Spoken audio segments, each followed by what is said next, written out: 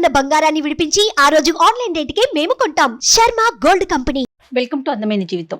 నమస్తే డాక్టర్ గారు. నమస్తే. ఒక మెయిల్ అండి, తనకి ఒక 15 days లో మ్యారేజ్ అంట. ఆ మ్యారేజ్ క్యాన్సిల్ అయింది. సో చాలా అర్జెంట్, నాకు మీ వైపు నుంచి డాక్టర్ గారు ఒక సలహా కావాలి అని చెప్పాడని చెప్పేసి ఫస్ట్ ఆ మెయిల్ తీసుకున్నానండి. రాహుల్ అతని పేరు. ఒక 15 రోజుల్లో పెళ్లి ఉందనగా ఒక 4 రోజుల క్రితం అమ్మాయి పెళ్లిని క్యాన్సిల్ చేసిందట. ముహూర్తాలు, మొత్తం అన్ని అందరికి చెప్పుకోవటం, కళ్యాణ మండపం మాట్లాడుకోవటం, మిగతా ఏర్పాట్లు అన్ని చేసేసుకున్నారు. ఒకసారి మాట్లాడదామండి. అతని పేరు రాహుల్. ఎందుకంటే మనం లైఫ్ ఈవెంట్స్ అంటూ ఉంటాం. అవునవును. అలాంటి లైఫ్ ఈవెంట్స్ లో అతి ప్రమాదకరమైనది పెళ్లి డిసైడ్ అయిన తర్వాత క్యాన్సిల్ అవటం. అవునండి, అవునవును. 2 కుటుంబాలని కంప్లీట్ గా.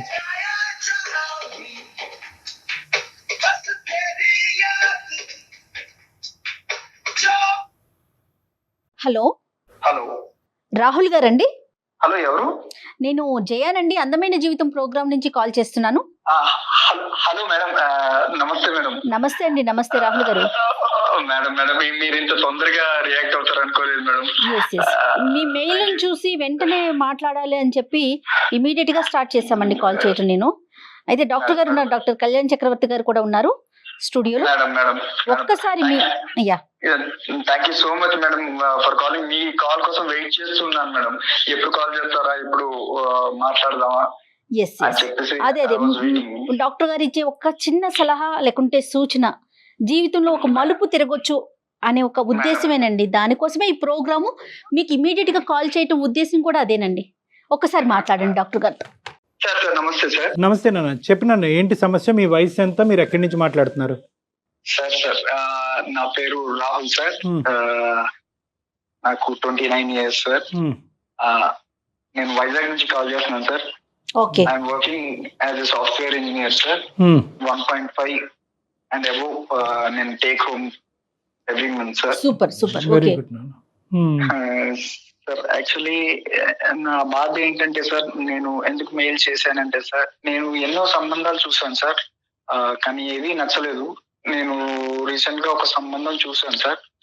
ఆ అమ్మాయి బాగా నచ్చింది సార్ నాకు. చాలా చాలా అంటే చాలా బాగా నచ్చింది. మంచి బ్రాడ్ మైండెడ్ మంచి అమ్మాయి. తనతో మాట్లాడిన తర్వాత ఆ పెళ్లి చూపుల్లో నాకు తెలిసింది సార్. నేను ఆ పెళ్లి చూపులు అయిపోయిన తర్వాత ఒక 7 to 8 times ఫోన్ లో కూడా మాట్లాడాను సార్ అమ్మాయితోని. ఇంకా మా నాన్నతో చెప్పాను, నాన్న నాకు ఎలాంటి కట్నం వద్దు మనకి, నాకు అమ్మాయి చాలా బాగా నచ్చింది, ఈ అమ్మాయినే చేసుకుంటాను నేను అని చెప్పేసి అంటే, ఇంకా మా అమ్మ నాన్న వాళ్ళు చాలా సంతోషంగా ఫీల్ అయ్యారు సార్. ఫీల్ అయ్యి ఓకే అక్కడికి వీడు పెళ్లికైతే ఒప్పుకున్నాడు కదా అని చెప్పేసి వాళ్ళు డిసైడ్ అయ్యి చాలా అరేంజ్మెంట్స్ చేసుకున్నాం సార్. అంటే అన్ని వచ్చిన సంబంధమేనా రాహుల్ ఇది? అవును మేడం. మొత్తం అన్ని అరేంజ్ చేసుకున్నాం మేడం. మ్యారేజ్ చాలా గ్రాండ్ గా చేయాలి, అంగరంగ వైభవంగా చేయాలి అన్న ఇదితోని అరేంజ్ చేసుకున్నాం మేడం. అరేంజ్ చేసుకున్న పెళ్లి కార్డులు కూడా అన్ని కొట్టించేసాం మేడం. కొట్టించేసిన తర్వాత సడన్ గా ఏమైందో, నాకు ఈ మ్యారేజ్ వద్దు అని చెప్పేసి క్యాన్సిల్ చేసేయండి అని చెప్పేసి అన్నదండి. దేనికో అర్థం కాలేదు మేడం. ఎందుకు ఇలాగ అన్నదో అర్థం కాలేదు.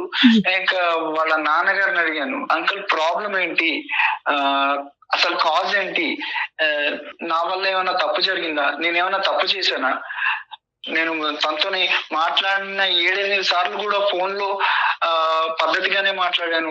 దెన్ వై షీ రిజెక్టెడ్ మీ. అమ్మాయితో మాట్లాడారా మీరు? మళ్ళీ ఎందుకు రిజెక్ట్ చేసింది ఏంటని మాట్లాడదామని ట్రై చేస్తుంటే నా కాల్ లిఫ్ట్ చేయట్లేదు మేడం. నా కాల్ కట్ చేస్తుంది. ఫ్యూ క్వశ్చన్స్ రావాలి. ఒకటి, ఆ అమ్మాయిలో ఏం నచ్చింది రావాలి నీకు అంత ఇదిగా? అంటే చూడటానికి అందంగా ఉంటుందా, చదువా, లేదంటే డిసిప్లినా, ఏంటి, ఏం నచ్చింది మీకు? ఏం చూస్తున్నారు మీరు? ఒక అమ్మాయిలో ఏం చూసేవారు పెళ్లికి ముందు? ఆ అమ్మాయి మాట్లాడే విధానం బాగుండాలి, అమ్మాయి నాకు అందంగా తెల్లగా ఇది అది అన్నది కాదు సార్, ఆ అమ్మాయి ఎంత పద్ధతిగా ఉన్నది అన్నది నాకు కావాలి. దానికోసమని ఆ అమ్మాయి పెళ్లి చూపుల్లో ఎంత పద్ధతిగా ఉందో, ఎంత పద్ధతిగా మాట్లాడిందో, ఆ డిసిప్లిన్ అదంతా చూసి కూడా నాకు చాలా బాగా నచ్చేసింది సార్. ఇప్పుడు మీరు మాకు చేయడానికి కారణం ఏంటి నాన్న? Why did you call us? I humbly request, please sir, నాకు ఆ అమ్మాయి ఎలాగైనా కావాలి. మీరు నా తరపు నుంచి ఆ అమ్మాయికి కాల్ చేసి కాజ్ ఏంటో కనుక్కొని నాకు మళ్ళీ ఆ అమ్మాయి నన్ను ఒప్పుకొని నన్ను పెళ్లి చేసుకునేలా చేస్తారు అన్న ఇంటెన్షన్ తోని నేను మీకు మెయిల్ చేశాను sir. Please help me sir. పెళ్లి కుదిరిన తర్వాత ఇలాగ వెనకడుగు వేయటం ఎంతో బలమైన కారణం ఉంటే తప్ప ఇలా వెనక వేయటం అనేది అబ్సల్యూట్లీ తప్పు నాన్న. అది నెంబర్ 1. ఫస్ట్ మనం కారణం కనుక్కోవాలి.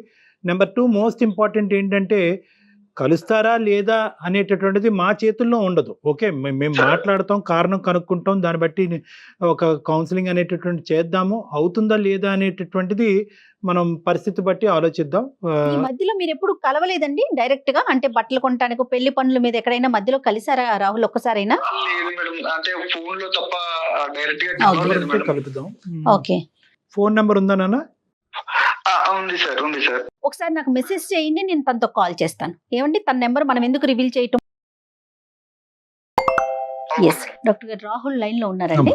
నేను అమ్మాయిని తీసుకుంటాను కాల్లోకి. రాహుల్, మీరు ఏం మాట్లాడకండి, ఒకసారి తనతో మాట్లాడేశాక నేను మిమ్మల్ని లైన్ లోకి తీసుకుంటాను. రైట్?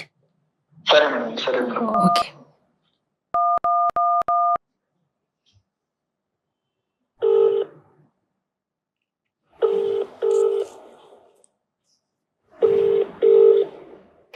హలో హలో, హలో, నేను సుమన్ టీవీ నుంచి మాట్లాడుతున్నానండి, అందమైన జీవితం ప్రోగ్రామ్ నుంచి. మీతో కొంచెం, నాతో పాటు డాక్టర్ కళ్యాణ్ చక్రవర్తి గారు కూడా ఉన్నారు. ఓకే. ఒక చిన్న విషయం మీద మీతో మాట్లాడదామని కాల్ చేశాను. మీరు పర్మిషన్ ఇస్తే మాట్లాడతామండి. తప్పకుండా అండి. రైట్ డాక్టర్ గారు. అమ్మ నందిని, సారీ అమ్మా, మీరు మాకు మీకు చెప్పకుండా మేము ఇలాగా సర్ప్రైజింగ్గా మీకు కాల్ చేయడానికి ప్రధానమైన కారణం ఒక సెన్సిటివ్ ఇష్యూ గురించి డిస్కస్ చేయడానికి. ఓకే. మాకు రాహుల్ అనే అబ్బాయి ఫోన్ చేశాడమ్మా, మెయిల్ పెట్టారు, మెయిల్ చేశాడు, మేము కాల్ బ్యాక్ చేశాము. ఈ మధ్యన మీకు మ్యారేజ్ కుదిరిందంట, తర్వాత అనుకున్నటువంటి అనివార్య కారణాల వల్ల మ్యారేజ్ క్యాన్సిల్ చేసుకోవాల్సినటువంటి పరిస్థితి ఏర్పడిందంట. ప్రధానంగా కారణం తెలుసుకోవాలని అనుకుంటున్నాడు. పెద్దలను అడిగినా కూడా కారణం తెలియనటువంటి కారణం, అప్పటి వరకు మాట్లాడినటువంటి అమ్మాయి ఎందుకు ఇలాగా యూటర్న్ తీసుకుంది అనేది తెలుసుకోవాలని అనుకుంటున్నాడు. ఒక్కసారి మనం రాహుల్కి ఫోన్ కలుపుదాం అమ్మా, ఇఫ్ యూ డోంట్ మైండ్. ఒక విషయానికి దానికి తగినట్టుగా దానికి మంచో చెడో ఒక కారణం చెప్తే తెలిసిపోతే అవతల వ్యక్తులు కూడా కొంత కూల్ గా ఉంటారేమో అని అనిపించింది నందిని గారు. ఓకే. మీరేమంటారు చెప్పండి, పూర్తిగా మీదే నిర్ణయం అండి. నేను అతనితో మాట్లాడే ముందు కాసేపు మీతో మాట్లాడచ్చా అండి? డెఫినెట్లీ, చెప్పండి. యా, అతను పెళ్లి చూపులకి రావటం, నాతో మాట్లాడటం అంతా జరిగిందండి. ఓకే. బట్ ఈ ప్రాసెస్ లో పెళ్లి చూపులు జరుగుతున్న ఒక ఆడపిల్ల తన ఇంటికి వస్తున్న ఒక అబ్బాయి గురించి ఏ మాత్రం నాలెడ్జ్ ఉండదు. ఒక ఆడపిల్ల ఏం ఆశిస్తుందండి, తన కాబోయే భర్త ఒక మంచివాడు అయి ఉండాలి, ఒక మంచి సంస్కారవంతుడు అయి ఉండాలి. తల్లిదండ్రుల దగ్గర పెరిగిన ఆడపిల్ల కాబోయే భర్త గురించి ఎన్నో ఆశలు పెట్టుకొని ఉంటుందండి. అవునవును. ఇప్పుడు దాకా ఉన్నది ఒక ఎత్తు అయితే, పెళ్లి తర్వాత రాబోయే జీవితం గురించి ఏ ఆడపిల్ల అయినా ఎన్ని కలలు కంటుందండి.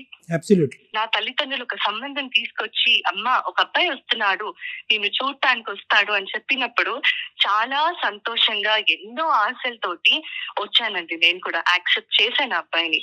ఓకే. వచ్చాడు, నాతో మాట్లాడాడండి. ఈ మాట్లాడే కాన్వర్సేషన్ లో నన్ను మన ఇద్దరం పర్సనల్ గా మాట్లాడుకుందాము అన్నాడు. ఓకే. అన్నప్పుడు తప్పకుండా అన్నాను. లేచి పక్కకు వచ్చాము ఇద్దరము. ఆ మాట్లాడుతున్న కాన్వర్సేషన్ లో అతను ఒక మాట అడిగాడండి. ఒక ఆడపిల్లని, అది ఇష్టపడి లేకపోతే ఖచ్చితంగా ఆ అమ్మాయిని పెళ్లి చేసుకోవాలనుకొని వచ్చిన ఒక అబ్బాయి కాబోయే ఒక భార్యని అడగాల్సిన మాటేనా కాదా అన్నది నేను చెప్పిన తర్వాత పెద్దవాళ్ళుగా మీరే ఆలోచించండి. చెప్పండి అమ్మా. నేను చెప్పలేకపోతున్నానండి. అయ్యో. ఒక ఒక గౌరవ మర్యాద కుటుంబంలో పుట్టి పెరిగిన ఆడపిల్లని నేను చాలా సంస్కారవంతంగా మాట్లాడతాను ఎవరితో అయినా సరే. అలాంటిది నన్ను పట్టుకొని అయ్యో వర్జిన్ అని అడిగాడండి.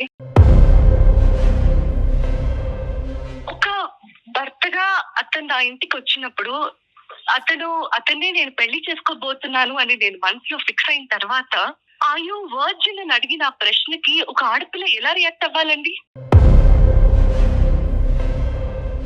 అలాంటి వాడు రేపు నన్ను ఏం చూసుకుంటాడండి? రేపు నేను పాలవాడితో మాట్లాడినా పేపర్ వాడితో మాట్లాడినా అనుమానిస్తాడు కదా. అలాంటి వాడిని నేను ఎలా పెళ్లి చేసుకోవాలి?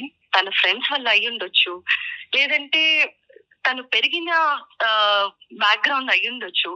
మేబీ ఇది ట్రెండ్ ఏమో ఈ మధ్య జనాలు ఇలా అడగటాలు కాబట్టి వాళ్ళు క్యాజువల్ గా అడిగాడేమో అని కూడా అనుకున్నానండి. కొద్ది రోజులు నేను టైం కూడా తీసుకున్నాను. అందుకే ఈ ఒక్క మాట అడిగిన దానివల్ల నేను ఇంత మనసు చంపుకొని ఈ సంబంధానికి ఒప్పుకోవాలా?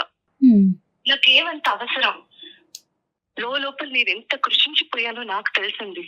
ఆ మాటకి అతని మొహం చూడాలన్నా, తిరిగి మళ్ళీ అతనితో మాట్లాడాలన్నా నాకు ఎలా మనసు వస్తుంది?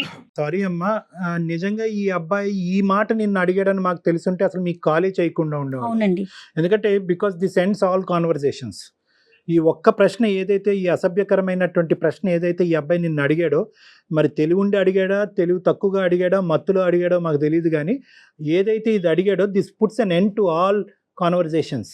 పెళ్ళి అనేటటువంటిది కుదిరింది, వెడ్డింగ్ ఇన్విటేషన్స్ వేశారు, అందరినీ పిలుచుకున్నారు కాబట్టి ఈ కారణం అనేటటువంటిది ప్రపంచానికి తెలియాలి కాబట్టి మేము ఫోన్ చేసాం. ఒక 10 నిమిషాలు ఒక మనిషితో మాట్లాడితే చాలు కదా డాక్టర్ గారు, అతని క్యారెక్టర్ ఏంటో, అతని మనస్తత్వం ఏంటో తెలుసుకోవటానికి.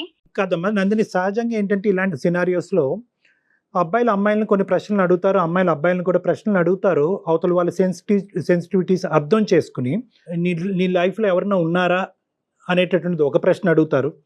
నెంబర్ 2, ఆ లైఫ్లో ఉండేటటువంటి వ్యక్తి ఎలా వెళ్ళిపోయారు అనేది అడుగుతారు. డైరెక్ట్గా ఈ ఫిజికల్ ఇంటిమసీకి సంబంధించినటువంటి ఒక అంశాన్ని, చాలా సెన్సిటివ్ అంశం ఒక ఆడపిల్లకి, ఆ అంశం ముట్టుకునేటప్పటికి మీకు చాలా మనసు చాలా హర్టింగ్ అనిపించింది, మనసు విరిగిపోయింది. నందిని, మీరు అనుమతిస్తే ఒక్కసారి రాహుల్ని లైన్లోకి తీసుకుందాం నందిని.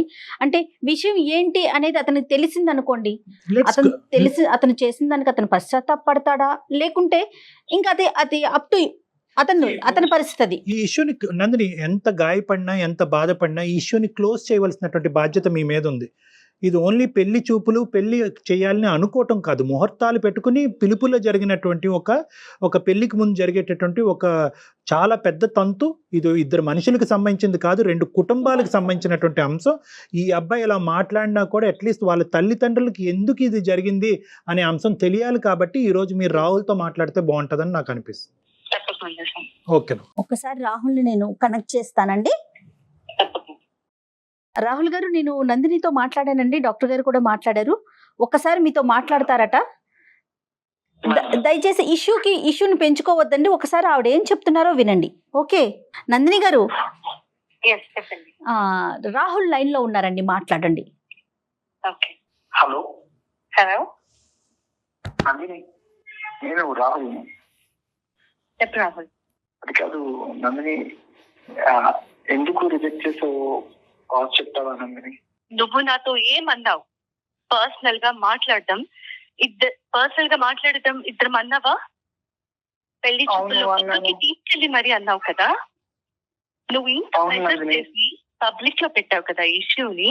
ఇంకా నేను పబ్లిక్ లోకి వచ్చాక కూడా చెప్పకపోతే, నువ్వు నన్ను ఎంత హర్ట్ చేసావన్నది చెప్పకపోతే నలుగురిలో నేను తలదించుకొని బతకాల్సిన అవసరం వస్తుంది. నువ్వేం అడిగావు నన్ను ఒకసారి గుర్తు తెచ్చుకో రాహుల్. వర్జిన్ అని అడిగావు, నన్ను పట్టుకొని నువ్వు వర్జిన్ అని అడుగుతావా? ఏమనుకుంటున్నావు నీ గురించి? ఇదేనా నీ సంస్కారం? ఇదేనా నీ తల్లిదండ్రులకు నేర్పించే నీ సంస్కారం? ఒక్కసారి ఆలోచించలేదా రాహుల్?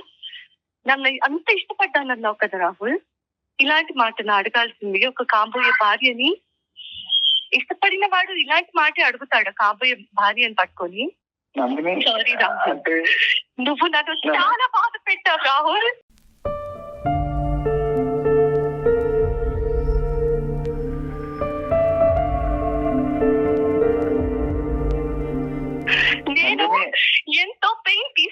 రాహుల్.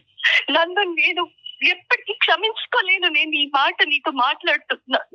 నాకు నీతో మాట్లాడటం ఇష్టం లేకపోయినా బయట పెట్టాల్సిన అవసరం వచ్చింది కాబట్టి ఇక మీదటైనా ఇంకొకరితో మాట్లాడే ముందు కనీసం ఆలోచించి మాట్లాడతావని మాత్రమే చెప్తున్నాను రాహుల్. నందిని, నేను నిన్ను కావాలని అడగలేదు నందిని. అదేదో బై మిస్టేక్ గా ఎక్స్ట్రీమ్లీ సారీ నందిని. రాహుల్, ఒక్కటే ఆలోచించుకో. అది ఆడపిల్ల అయినా మగపిల్లాడైనా సరే, ఒక మనిషితో మాట్లాడేటప్పుడు అది ఫ్రెండ్ అవ్వని, భార్య అవ్వని, తల్లి అవ్వని, చెల్లెలవ్వని, ఒక ఆడపిల్లతో మాట్లాడే ముందు నోట్లోంచి ఒక్కో పదం బయటకు వచ్చేటప్పుడు 1కి 10 సార్లు ఆలోచించి మాట్లాడాలి రాహుల్. నువ్వు నన్ను ఇష్టపడ్డానంటే నా ఇంటికి నా తల్లిదండ్రులు నీ ఫ్యామిలీ అందరినీ పెళ్లి చూపులకి పిలిచారు. నీ గురించి, నీ పేరెంట్స్ గురించి నాకు చెప్పి ఈ పెళ్లి చూపులు జరుగుతున్నాయి అని నన్ను కూర్చోపెట్టినప్పుడు ఒక ఆడపిల్లగా నా కాబోయే భర్తను నేను చూసుకుంటున్నానని ఎంతో ఆశతో నేను వచ్చి కూర్చుంటే పక్కకు పిలిచి అయ్యో వర్జిన్ అని అడుగుతావా? నన్ను చెక్ చేస్తావా నువ్వు? నన్ను అనుమానిస్తున్నావా నువ్వు? గ్రేట్ రాహుల్. ఇదే పని, ఇదే ప్రశ్న నేను నిన్ను అడుగున్నా, లేదా నేనే నిన్ను టెస్ట్ చేసుకోమని చెప్పుంటే నువ్వు మొహం ఎక్కడ పెట్టుకునేవాడు రాహుల్? నేను నీ స్థానంలో ఉండి ఇదే ప్రశ్న నా నోట్ నుంచి నిన్ను అడుగుంటే నువ్వు నన్ను క్షమిస్తావా? అదొకటే గుర్తుపెట్టుకో రాహుల్. నువ్వు అడిగింది తప్పు. ఇంకెప్పుడు నాతో మాట్లాడాలని కానీ నన్ను కలవాలని కానీ ప్రయత్నించకు నందిని. ప్లీజ్ నందిని, నువ్వు అలాగనకు. నువ్వు అంటే చాలా ఇష్టం నందిని. చాలా ఇష్టం అయితేనే ఇలాంటి ప్రశ్న అడుగుతావా రాహుల్? నందిని, బై మిస్టేక్ ఏదో అలా జరిగిపోయింది నందిని, అలాగ అడిగేసాను. కానీ నాకు నువ్వంటే చాలా ఇష్టం నందిని. నువ్వు నేను పెళ్లి చేసుకుంటే నిన్నే చేసుకుంటాను నందిని. Please Nandini, sorry Nandini. రాహుల్, నీది చాలా గొప్ప సంస్కారం. ఇలాంటి సంస్కారహీనులు నాకు అనవసరం రాహుల్. నేను ఆల్రెడీ నిర్ణయం తీసుకున్నాను రాహుల్. కాబట్టి దయచేసి ఇంకోసారి ఈ టాపిక్ ఇంకా నా దగ్గరికి తీసుకురావద్దు. పెద్దవాళ్ళగా వాళ్ళు ఏం చేయాలో చేస్తారు. ఓకే? ప్లీజ్ నందిని, నన్ను అర్థం చేసుకో నందిని. రాహుల్, ప్లీజ్ రాహుల్. నువ్వు అంటే చాలా ఇష్టం నందిని. నేను చేసుకుంటే నేనే చేసుకుంటాను నందిని. ప్లీజ్ నందిని.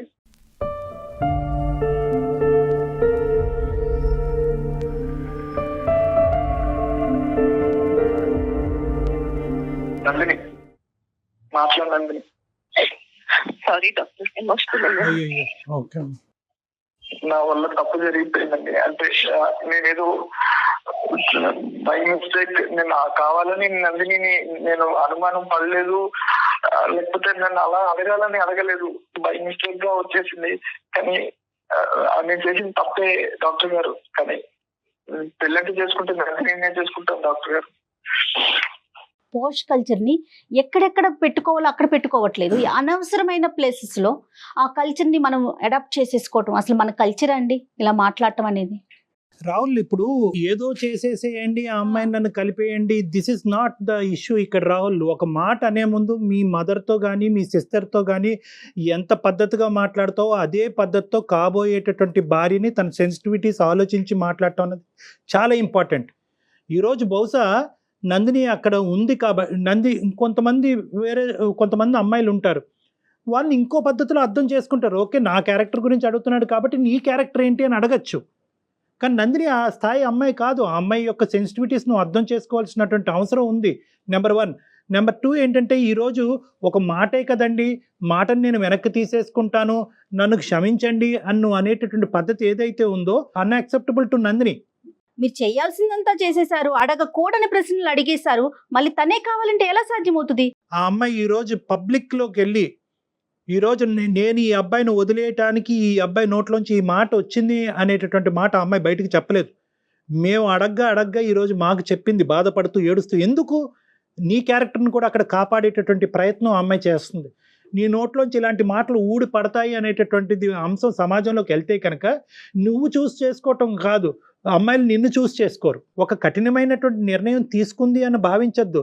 ఎంత కఠినంగా ఆ అమ్మాయి మనసు గాయపడింది అన్నది ఆలోచించాలి. మీరు అమ్మాయి స్థానంలో నిలబడండి. పెళ్లి కొడుకు తరపున పెళ్లి కూతురు వాళ్ళు, పెళ్లి కూతురు తరపున పెళ్లి కొడుకు వాళ్ళు. ఎలా పేరెంట్స్ పెద్దవాళ్ళు వాళ్ళకి తెలియకుండా వీళ్ళు ఏంటి అనేది ఎంక్వైరీ చేస్తారు, కానీ డైరెక్ట్ గా అడిగేస్తారా ఎవరైనా? నీకు నచ్చినటువంటి అమ్మాయి అని 1కి 10 సార్లు అన్నావు.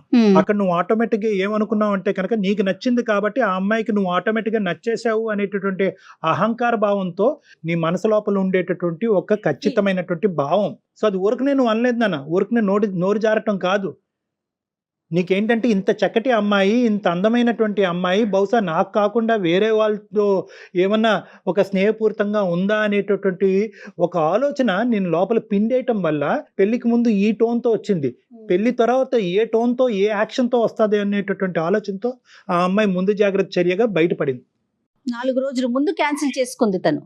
ఒక పెళ్లి కుదిరిన తర్వాత ఈ సంఘటన జరిగింది అన్నది ఒక్కటే ఒక ప్రధానమైనటువంటి బాధ. రెండోది ఏంటంటే ఇక్కడ కేవలం మాట అన్న నువ్వు ఒక్కడవే కాదు, నీ కుటుంబ సభ్యులందరూ కూడా సమాధానం చెప్పుకుని బాధపడేటటువంటి పరిస్థితి వస్తుంది. రేపొద్దున ఇంకో సంబంధం వచ్చినా కూడా అది ఎటువంటి పరిస్థితుల్లో ఎలాంటి సంబంధం వస్తుంది అనేటటువంటి ప్రశ్న అందరి మనసులో ఉంటుంది. మాకు సారీ ఎందుకు నాన్న? నీ జీవితానికి నువ్వు సారీ చెప్పుకోవాలి, నీ జీవితానికి నువ్వు చేసుకున్న పనికి నువ్వు సారీ చెప్పుకోవాలి. Anyway whatever it is, you have learned a lesson.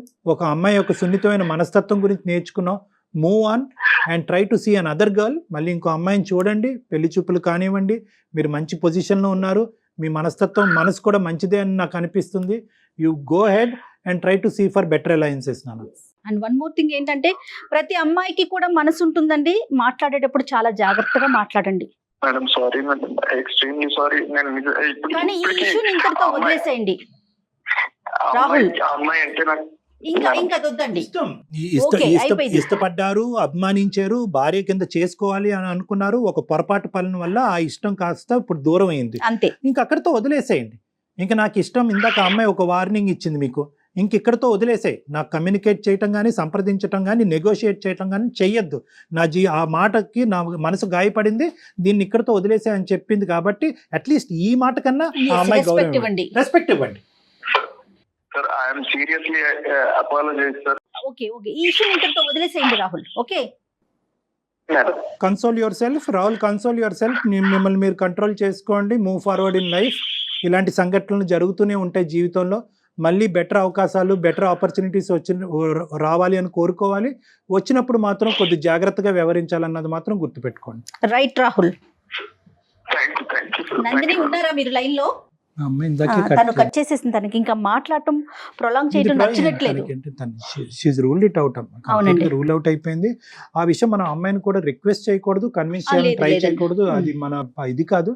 ఎందుకంటే ఇంకోటి ఏదో జరిగి హర్ట్ అవుతే అది వేరే విషయం. ఏదో కట్న కానుకలో పెళ్లి చేసేటటువంటి విధానాలు, పద్ధతుల గురించి అంటే అది వేరే విషయం. నీ క్యారెక్టర్ లో ప్యూరిటీ ఉందా అని ఒక అడిగేటప్పటికి ఇంకా దానికి మించినటువంటి అస్సలు లేదండి. మంచి నిర్ణయం తీసుకుందనే అనుకోవాలేమో నిజం చెప్పాలి అంటే. రైట్, ఇతను కూడా ఆలోచనలో పడినట్లుగా అనిపిస్తుంది. రైట్ అండి, థ్యాంక్ యూ అండి, నమస్తే. అందమైన జీవితం సమర్పిస్తున్న వారు 49 అంటే సంతోషం, 49 అంటే సంతానం.